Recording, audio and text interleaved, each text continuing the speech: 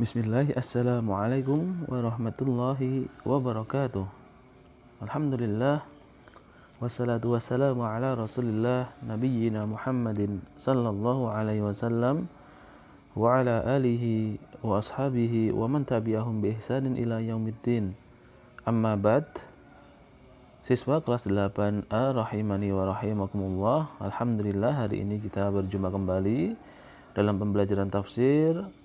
Dan hari ini insya Allah kita akan melanjutkan setelah pekan kemarin kita ulangan ya. Jadi ya qadarullah masih ada beberapa anak yang belum mengerjakan. Semoga nanti bisa segera mengerjakan ya. Nanti saya japri untuk siapa saja yang belum mengerjakan. Semoga Allah memberikan kemudahan. Baik, hari ini kita melanjutkan pembelajaran tafsir kita, yaitu pada tafsir surat Al-Hajj ayat 73 sampai ayat 76. Silahkan bisa dibuka bukunya. Yang mana ayat sebelumnya Allah menjelaskan tentang peribadahan kaum musyrikin, yaitu kepada patung dan berhala tanpa ilmu dan hujjah.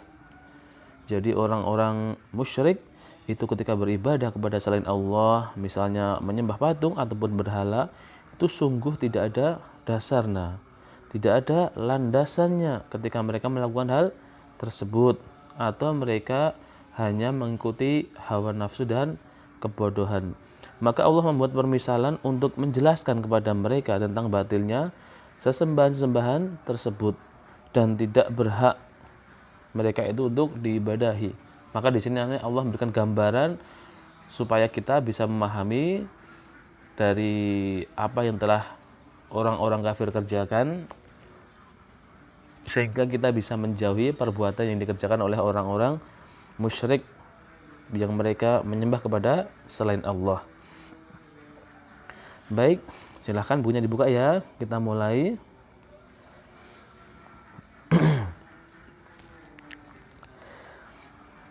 Ya, dari ayat 73 dan sampai 76 ini, yaitu sebagai bahwa kandungan ayatnya adalah keterangan tentang kelemahan dan kerendahan sesembahan selain Allah Subhanahu wa taala. Tidak ada yang pantas diibadahi kecuali hanya Allah. Karena selain Allah pastinya semuanya lemah. Ya. Lemah, tidak ada kekuatan sama sekali. Maka sering kita mendengar kalimat la haula wala quwwata illa billah. Tidak ada daya dan upaya melainkan dari Allah Subhanahu wa taala. Baik, selanjutnya kita masuk ke kosakata. Ya, kosakata di sini 4 ya, bisa dilihat di buku. Al-Talibu, yaitu sembahan selain Allah yang diambil darinya sesuatu. Maksudnya menyembah sesuatu kemudian mengambil manfaat dari apa yang ia sembah. Sejatinya tidak ada, ya. Apa yang disembah selain Allah tidak bisa memberikan manfaat sama sekali. Cuma mereka merasa, oh aku menyembah ini, akhirnya aku mendapatkan ini. Tidak. Sebenarnya itu hanya langkah-langkah setan saja dalam menghiasi perbuatan syirik tersebut, sehingga seolah-olah benar. Padahal kesalahannya mutlak ya, benar-benar salah ya. Yang kedua al-matlub, yaitu lalat ya di sini ya. Selanjutnya qadaru atau ma qadaru, mereka tidak mengagungkannya. Yang terakhir yastofi atau memilih. Itu untuk kosakatanya, insya Allah mudah ya dihafal ya, cuma 4, nanti bisa dihafal ini. Selanjutnya kita masuk ke dalam tafsir, yaitu tafsir surat Al-Hajj ayat yang ke-73. Baik, kita mulai ya. Ya ayyuhan nasu dhuriba mathalun fastami'u lah. Ya, Allah Subhanahu wa taala menyuruh manusia agar memperhatikan permisalan. Nah, ini permisalan yang Allah buat ya. Salah satu metode untuk menjelaskan suatu masalah. Selanjutnya, innal ladzina tad'una min dunillahi la yakhluqu dubaban walau ijtama'u lah. Sesungguhnya patung ya, atau sesembahan Allah dan tandingan yang kalian sembah. Jadi selain Allah, baik itu patung, berhala, atau pohon besar dan yang selainnya, itu tidak pernah bisa menciptakan seekor lalat pun. Tidak akan pernah bisa menciptakan seekor lalat pun. Walaupun dari mereka itu, ya tadi ada patung, berhala, pohon besar, mungkin api, itu mereka saling bekerja sama. Mereka berkumpul. Ya, untuk menciptakan seekor lalat tadi, maka tidak bisa. Tidak bisa. Apalagi yang lebih besar lagi. Menciptakan seekor lalat saja, mereka yang disembah itu dikumpulkan tidak bisa, apalagi menciptakan yang lebih besar. Nah, itu ya, maka jelas lebih tidak bisa. Selanjutnya, wa iyaslubuhumud tubabu syai'an la yastanqiduhu minh. Dan mereka tidak akan mampu. Ya, mereka tidak akan mampu untuk mengambil kembali apa yang telah diambil oleh lalat. Maka adakah yang lebih lemah dari ini? Ya, menciptakan jelas nggak mampu. Mengambil yang sudah diambil oleh lalat saja nggak bisa. Ya, jadi ketika mungkin makanan dihinggapi oleh lalat, mungkin secara kita lihat nggak ada yang berkurang. Padahal ada yang lalat ambil dari makanan tersebut. Kira-kira bisa nggak sesembahan-sesembahan itu mengambil dari yang sudah diambil oleh lalat? Maka jelas juga tidak akan bisa ya. Selanjutnya, dha'fut thalibu wal matlub, maka kedua-duanya lemah. Ya, kedua-duanya lemah. Jadi lalatnya itu lemah, terus orang yang menyembah selain Allah itu lemah, dan yang disembah juga lemah. Ya, sesembahan yang disembah selain Allah, misalnya patung atau berhala atau pohon besar, itu lemah. Mereka ketika dipukuli nggak bisa balas. Ya, apalagi tadi suruh menciptakan atau mengambil yang sudah diambil lalat, maka semakin tidak bisa. Melindungi dirinya saja tidak bisa, apalagi melindungi orang lain atau orang yang menyembahnya. Maka sesungguhnya yang dilakukan oleh orang-orang musyrik adalah kesalahan yang sangat besar. Demikian pula al-matlub, yaitu lalat, juga lemah. Ya, sebagaimana lemahnya yang menyembah, yakni orang-orang musyrik. Jadi lalat sama orang musyrik itu diibaratkan sama ya, dan mereka sama-sama lemahnya. Maka bagaimana patung dan tandingan tersebut dijadikan sembahan? Sudah tahu lemah kok dijadikan sembahan. Maka tadi kita katakan itu adalah kesalahan yang sangat mutlak atau kesalahan yang sangat nyata. Gitu ya. Selanjutnya kita masuk ke ayat yang ke-74. Ma qadarullaha haqqa qadrih. Mereka orang-orang musyrik tidak mengagungkan Allah dengan sebenar-benarnya. Mungkin mereka meyakini, iya benar yang menciptakan langit adalah Allah, yang menciptakan lautan adalah Allah, menciptakan alam semesta adalah Allah. Mungkin mereka meyakini hal itu. Tapi ketika mereka masih beribadah kepada selain Allah, maka itu termasuk tidak mengagungkan Allah dengan sebenar-benarnya. Cuma mengakui saja, tapi tidak benar-benar mentauhidkan Allah, beribadah hanya kepada Allah, meniadakan sesembahan selain Allah, tidak. Mereka tetap yakin itu ciptaan Allah, bahkan mungkin mereka beribadah kepada Allah. Tapi yang jadi masalah, selain mereka beribadah kepada Allah, mereka juga beribadah kepada selain Allah. Ya, makanya disebut mengagungkan, tapi nggak sebenar-benarnya mengagungkan. Pengagungannya hanya seolah-olah main-main seperti itu ya. Karena mereka telah menjadikan bagi Allah sekutu. Innallaha laqawiyyun aziz. Sesungguhnya Allah Maha Kuat yang telah menciptakan segala sesuatu. Di dunia ini semuanya ciptaan Allah. Sedangkan Allah adalah Al-Khaliq atau adalah sebagai penciptanya. Dan selain Allah adalah makhluk. Ya. Untuk Allah hal itu sangat mudah menciptakan bumi dan seisinya.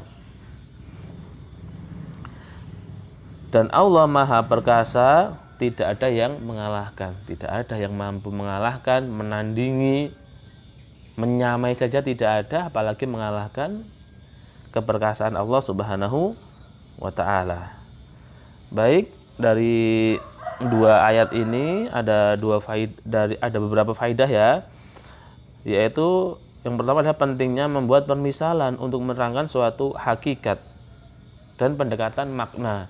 Jadi terkadang ketika kita menjelaskan hal kepada seseorang itu perlu adanya permisalan atau gambaran-gambaran atau contoh supaya orang yang kita jelaskan itu lebih mudah menerima. Yang kedua yaitu membuat tandingan dengan kesyirikan dan penjelasan tentang batilnya kesyirikan dengan dalil nas ataupun akal. Ya, di dalam Al-Qur'an sudah jelas, Allah jelaskan dalil nas sangat banyak sekali dan al-hadis banyak sekali. Tapi Allah juga menggambarkan supaya manusia itu mampu berpikir, yaitu dengan mencontohkan dalil cara akal tadi digambarkan. Coba sesembahan itu suruh buat lalat, nggak bisa. Semuanya kumpulkan, sesembahan yang kalian sembah, patung, pohon besar, matahari, api yang lainnya kumpul buat lalat, nggak bisa. Suruh mengambil apa yang sudah diambil oleh lalat, nggak bisa. Maka mana mungkin mereka bisa memberikan manfaat kepada orang yang menyembahnya. Untuk dirinya sendiri saja tidak bisa. Itu ya.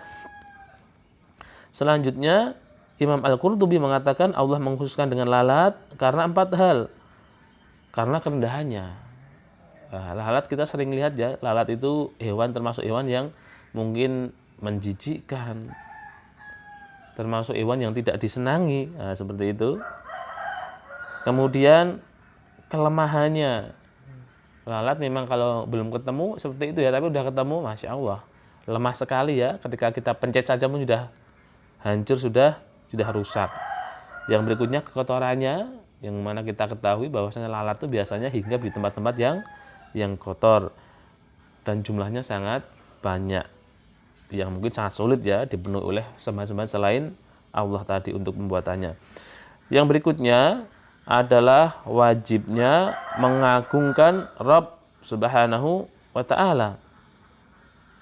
Dialah pencipta, maha kuat dan maha perkasa, dan mengakui tentang kemuliaannya dan kebutuhan para hambanya. Allah lah yang mencukupi segala kebutuhan hambanya.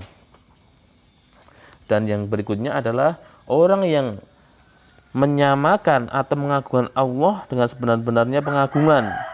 Itu yang benar. Tapi ketika orang itu tidak mengagungkan Allah dengan sebenar-benarnya, berarti orang itu telah berbuat syirik. Ya seperti kita katakan tadi, dia menyembah Allah tapi juga menyembah kepada selain Allah. Itu adalah kesyirikan. Selanjutnya kita masuk ke ayat yang ke-75 ya. Kita cepat saja. Kita lanjutkan. Allahu yastafi minal malaikati rusulan wa minan nas. Yakni Allah memilih dari kalangan malaikat sebagai utusan kepada nabinya. Jadi yang menyampaikan wahyu kepada para nabi adalah malaikat Jibril, dan memilih dari kalangan manusia sebagai utusannya. Kemudian malaikat itu menyampaikan risalah Allah kepada rasul, dan rasul-rasul itu adalah para manusia. Sehingga ketika kita mencontoh itu mudah. Seandainya Allah menjadikan rasul itu dari kalangan malaikat, maka akan kesulitan karena kita tidak bisa ya mengikuti malaikat. Maka Allah pilih rasul-rasulnya dari kalangan manusia sehingga diikuti oleh golongan manusia, bisa melihat, bisa mencontohnya. Itu ya salah satu kemudahan dari Allah Subhanahu wa ta'ala untuk menyampaikan risalahnya kepada manusia. Nah, jadi risalah itu hendaknya kita contoh, kita tiru dari apa yang dibawa oleh Rasulullah Sallallahu Alaihi wasallam. Innallaha sami'un basir. Bahwasanya Allah Subhanahu wa taala, sungguhnya Allah Subhanahu wa taala mendengar semua ucapan hambanya. Sami, Maha mendengar. Yang Allah itu semua bentuk suara yang ada di alam semesta ini pasti Allah mendengarnya. Ya, walaupun manusia juga mendengar, tapi tentu kemampuan pendengaran manusia sangatlah terbatas dan Allah melihat segala sesuatu. Jadi kemampuan melihat Allah tidak ada batasnya. Dimanapun berada, dimanapun tempatnya, pasti Allah akan mengetahui apa yang dikerjakan oleh hambanya. Hendaknya kita selalu berhati-hati dan selalu memohon petunjuk kepada Allah Subhanahu wa taala sehingga amalan-amalan kita menjadi amalan yang bisa menyelamatkan diri kita di dunia dan di akhirat. Selanjutnya tafsir ayat yang ke-76 ataupun yang terakhir ya dalam ayat ini, yaitu ya'lamu ma baina aydihim wa ma khalfahum. Allah mengetahui apa yang akan dilakukan oleh para malaikat dan rasulnya sebelum Allah menciptakan mereka dan mengetahui apa yang terjadi setelah mereka mati. Nah, pengetahuan Allah tidak sebatas yang baru terjadi saja, yang Allah lihat, tapi Allah mengetahui apa-apa yang dulu telah terjadi. Kemudian Allah mengetahui apa yang sedang terjadi dan Allah juga mengetahui apa yang akan terjadi. Termasuk peristiwa gaib ya. Hal-hal gaib, peristiwa-peristiwa gaib itu semuanya kita kembalikan hanya kepada Allah Subhanahu wa ta'ala. Tidak ada selain Allah yang mengetahuinya. Wa ilallahi turja'ul umur. Dan kepada Allah sajalah dikembalikan semua urusan makhluk. Maka Allah memutuskan padanya dengan apa yang Allah kehendaki dan menghukumi dengan apa yang Allah inginkan. Kita semua untuk hal-hal seperti itu kita kembalikan hanya kepada Allah Subhanahu wa ta'ala. Yang jelas makhluk tidak mempunyai pengetahuan sedikit pun tentang hal tersebut. Kemudian ini adalah faidah dari dua ayat yang terakhir. Yang pertama adalah Allah sajalah dengan hikmah dan ilmunya yang memilih dari kalangan makhluknya untuk dimuliakan. Allah mengutus malaikat Jibril sebagai malaikat yang paling mulia untuk membawa risalah yang paling mulia kepada nabi yang paling mulia. Nah, itu semuanya kan Allah yang menentukan. Dan Allah muliakan apa yang Ia kehendaki. Selanjutnya, menetapkan luasnya ilmu Allah yang mewajibkan untuk mencintai dan taat kepada Allah setelah merasa diawasi oleh Allah Subhanahu wa ta'ala. Setelah kita tadi pahami Allah Maha melihat, Allah Maha mendengar dengan penglihatan dan pendengaran yang tanpa batas, Allah Maha kuat, Allah Maha perkasa, yang jelas tidak ada yang mampu menyamai kekuatan Allah, apalagi melebihi. Dengan hal itu adalah supaya kita lebih mencintai Allah Subhanahu wa ta'ala, supaya kita lebih takut kepada Allah Subhanahu wa ta'ala, sehingga dalam diri kita ada perasaan merasa diawasi, sehingga apa yang akan kita kerjakan, apa yang akan kita lakukan, apa yang akan kita ucapkan itu harus dengan kehati-hatian.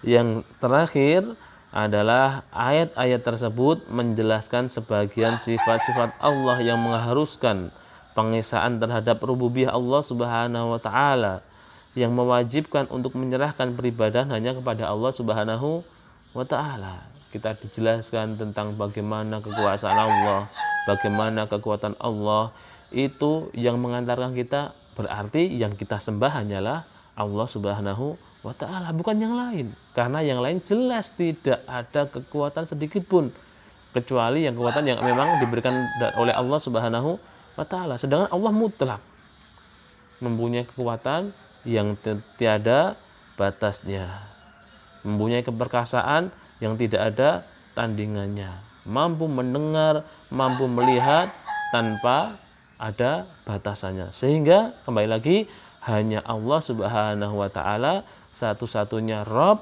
yang berhak diibadai dengan benar. Semoga kita semua selalu dalam hidayah Allah Subhanahu wa ta'ala, sehingga kita bisa benar-benar mentauhidkan Allah dan menjauhi dari perbuatan-perbuatan yang dapat mengantarkan kita ke dalam perbuatan kesyirikan. Amin ya rabbal alamin. Demikian ya untuk pembelajaran kita hari ini. Setelah saya sekian dulu, insya Allah kita lanjutkan di pembelajaran yang berikutnya. Semoga bermanfaat ya.